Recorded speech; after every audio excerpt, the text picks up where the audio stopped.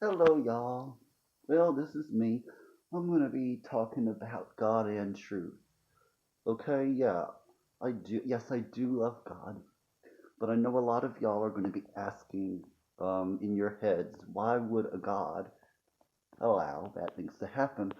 And I've got an untraditional answer, so this video is going to be very interesting for people that are not used to untraditional thinking.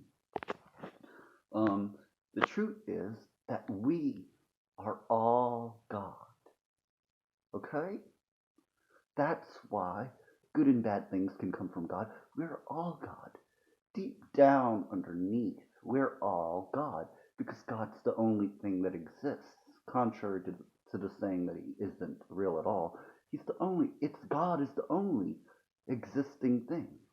And it's deep down inside, we are all God. So to uncover that God, to be more God-like, you have to meditate to uncover that God within. Because if you don't meditate, thoughts will creep in, false egos, and all of that will take control, making you into something totally different. And it's fine for a while, but in the end, when we die, we return to the God, and we return to being God. We go back, leaving our ego behind and going back to the God force. Okay? And meditation helps us to uncover that God within. Now about magic and the supernatural. The truth about magic and the supernatural, magic is a science, by the way, but supernatural means it's a compound word, okay? It's a compound word. I'm not going to talk about what it means to the general public, but it's a compound word which means super and natural. Okay, so if something is both super and natural, then it's supernatural. If something in the world, anything that you could think of, if you think it's super and it's natural, then it's supernatural. It doesn't have to be extremely miraculous like water turning into wine. You need to find the magic within, and that will come through meditation over time. And then you'll see what God really is. And in the end, all will return to the good in the end. That's how we know that the good is victorious. Evil things are just from the chaos and time.